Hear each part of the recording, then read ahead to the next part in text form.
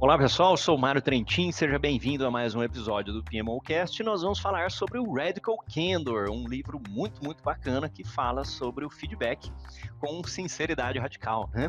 Então, o feedback é uma das maiores dificuldades das pessoas e das equipes e, ao mesmo tempo, por outro lado, se você parar para pensar, né, o feedback também é a mais importante ferramenta que a gente tem para o desenvolvimento das pessoas e das equipes. Tem uma frase que diz que o feedback é o café da manhã dos campeões, não me lembro o autor, mas isso ficou gravado na minha cabeça.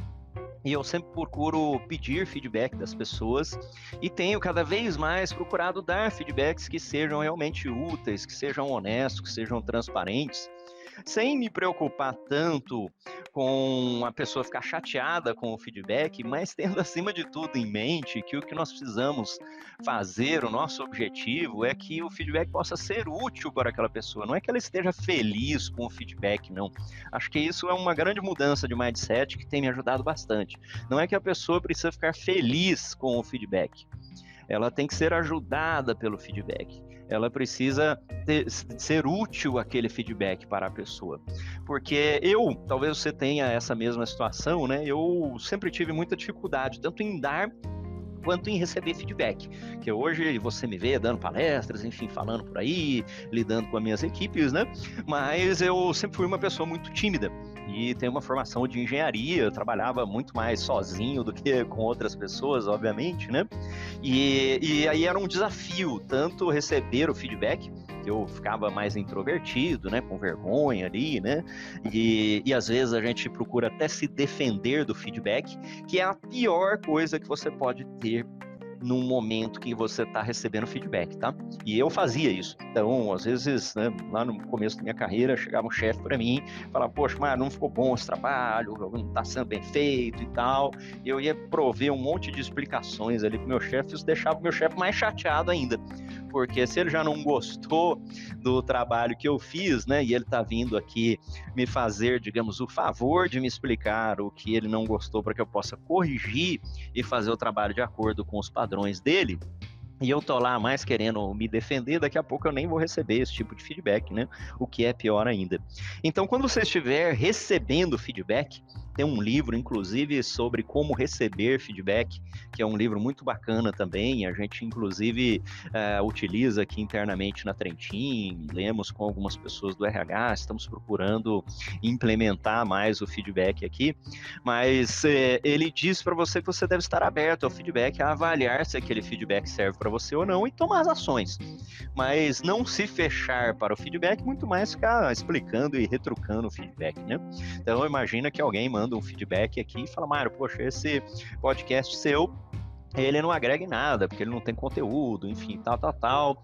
Eu vou ficar explicando que ele tem conteúdo e tudo mais? Não, eu vou receber aquele feedback, eu posso obter informações de outras pessoas, né? Perguntar para outras pessoas por que você acha isso mesmo e tal, né? Posso pegar outras opiniões, eu vou avaliar se aquilo serve para mim ou não e vou fazer os ajustes necessários. Então, se fossem, por exemplo, muitas pessoas, aí quer dizer que está ruim mesmo e eu preciso modificar aquilo. Ou se é uma pessoa muito importante, como por exemplo meu chefe, aí talvez eu não precise pegar a opinião de muitas pessoas, né? Eu vou me adaptar ao estilo de trabalho do meu chefe.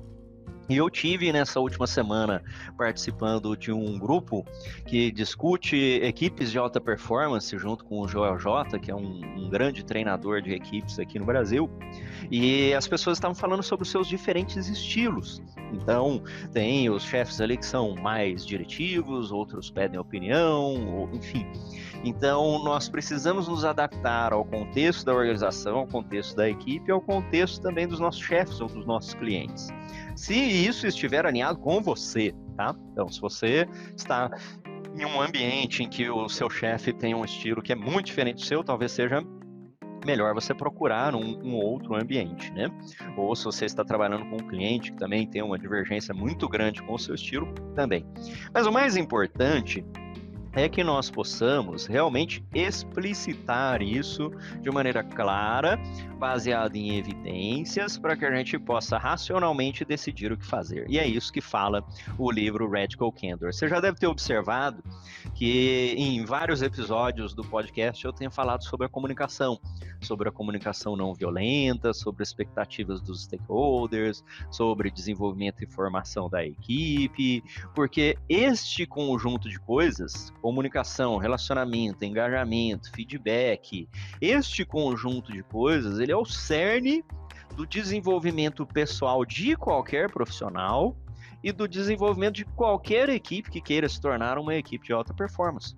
Não tem como a gente se desenvolver sem a comunicação, sem corrigir, sem retrospectiva, sem feedback. E esse é o motivo pelo qual vamos estudar aqui o Radical Candor. E uma das passagens interessantes lá do Radical Candor é que fala sobre a Sheryl Sandberg, que era vice-presidente do Google na época, depois vice-presidente do Facebook, que ela estava em uma reunião e falando com a autora, que é a Kim Scott, autora do Radical Candor. O livro também está disponível em português, mas ele falava sobre, ela falava, né, assim, tava fazendo uns né, aquela coisa assim, e aí a Kim perguntou, poxa, Sheryl, parece que tem muitas objeções aí e tal, né, será que você pode me falar aí o que tá passando na sua cabeça, né, e aí ela falou, olha, o que tá passando na minha cabeça é que, assim, tá péssimo o que você tá fazendo.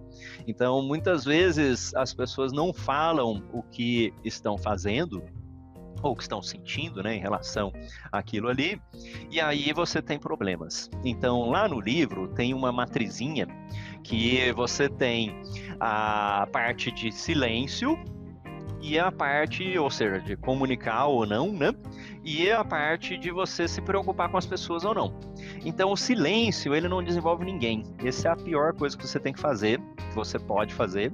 E isso entrou muito no meu modelo mental, né? Porque no passado, por eu ser mais introvertido, até eu não gostava de criar muitos conflitos, eu deixava de falar para as pessoas o que elas precisavam melhorar, e eu ia ficando chateado com o comportamento delas até que a situação se tornava insustentável e eu precisava, por exemplo, tirar aquela pessoa da equipe, mas ela nunca foi informada daquilo.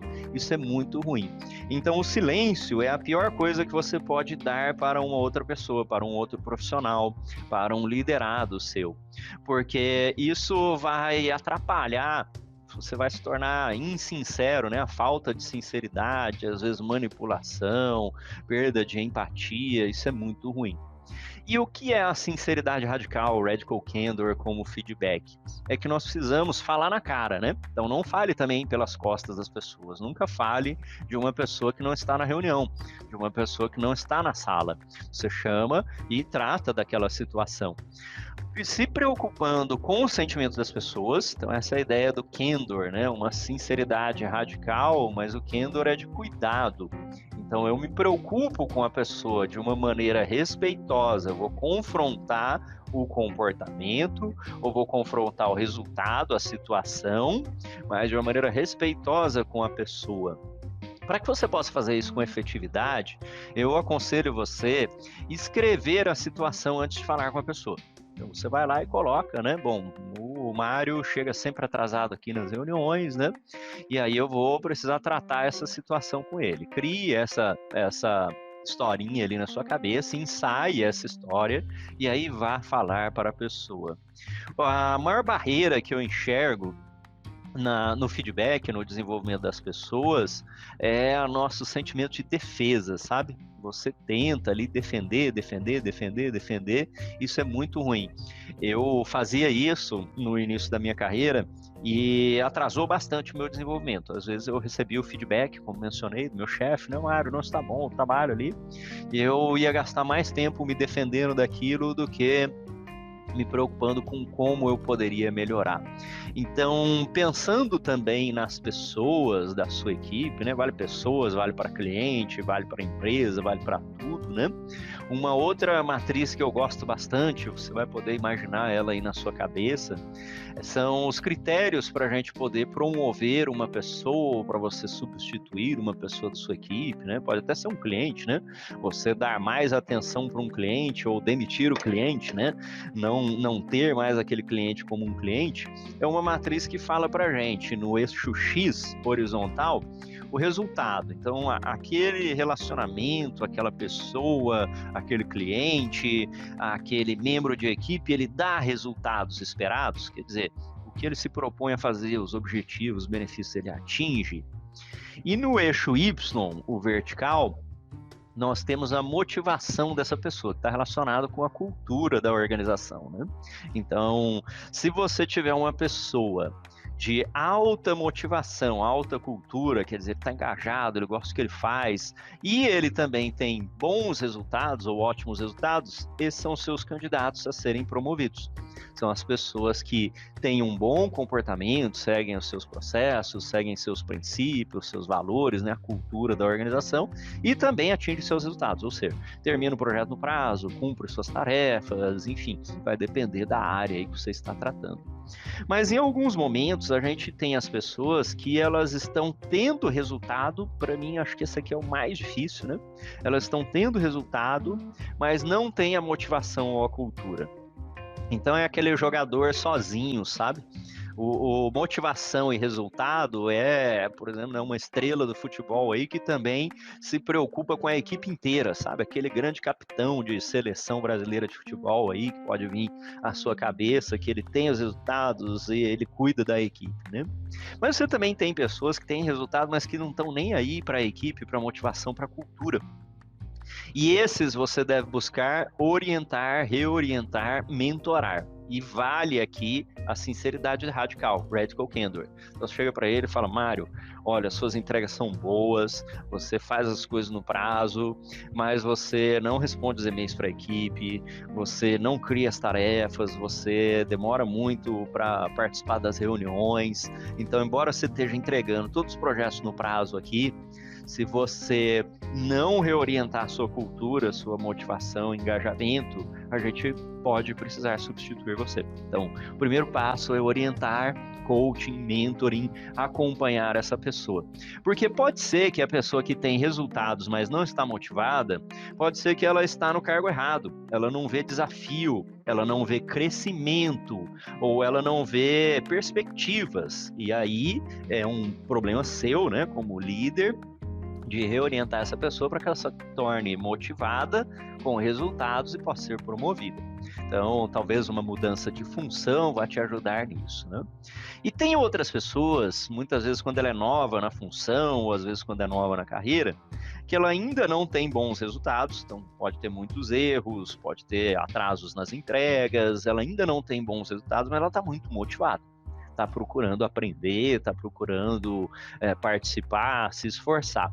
Este quadrante de motivado, motivação alta, mas resultado baixo, nós precisamos treinar, direcionar. Então, dar cursos, enfim, processos, ferramentas para que essa pessoa possa se desenvolver ali também para o quadrante, né? E por fim, tem um quadrante aqui que eu também considero muito difícil, para mim sempre foi bastante difícil lidar com isso, especialmente no passado, né? Que é o quadrante da baixa motivação e do baixo resultado, às vezes de pessoas mais negativas dentro da organização. E neste caso, infelizmente, não te resta outra alternativa a não ser demitir aquela pessoa ou demitir aquele cliente, enfim, você não tem nem a motivação, ele não tem a motivação de melhorar, de participar do resultado e nem gera resultados, né? Então esse é o pior quadrante. Mas sempre a gente tem que se colocar no lugar da outra pessoa, é um ser humano, como estamos falando, né? Então um ser humano ali. Mas nós também temos que pensar que talvez a demissão possa ser, anota essa questão aqui, né? A demissão possa ser um favor para aquela pessoa, porque pode ser um ponto de virada. Foi isso que eu ouvi do Joel J. e de outras pessoas, e depois eu fui refletir na minha carreira. Eu também já fui demitido, né? E observei que aquilo lá foi um ponto de virada. Pode ser porque eu não estivesse cumprindo os resultados que eram esperados por aquela equipe, por aquela organização, ou talvez eu mesmo tenha me desmotivado, me desengajado de alguma maneira, e a demissão me forçou a reavaliar aquilo. Força nós todos a reavaliar aquilo. Poxa, era uma organização, fui demitido de lá porque a organização não era boa e eu fui me desmotivando e eu deveria procurar outra. ou era uma organização que era boa, mas eu fui deixando os resultados meio de lado, fui me acomodando, fui me desmotivando e perdi uma boa oportunidade numa boa organização. Qualquer que seja a situação, não chore o leite derramado. Você agora deve buscar os passos para continuar se desenvolvendo, entrar numa nova equipe, entrar numa nova organização e sempre, sempre, sempre buscar o feedback sincero, o feedback aberto, esse radical candor. Nós todos, de tempos em tempos, podemos ter resultados ruins, podemos ter motivação ruim, e quando você fala isso para alguma pessoa, muito mais do que ferir o ego, muito mais do que causar algum desconforto, nós estamos contribuindo para o desenvolvimento delas, né? Pedir feedback e dar feedback é muito importante. Recomendo mais uma vez a leitura do Radical Candor. Deem uma olhada neste livro. Aproveitem para dar uma olhada lá no YouTube/Mário Trentin. Estão acontecendo cursos sobre times virtuais, Microsoft Teams e muito mais.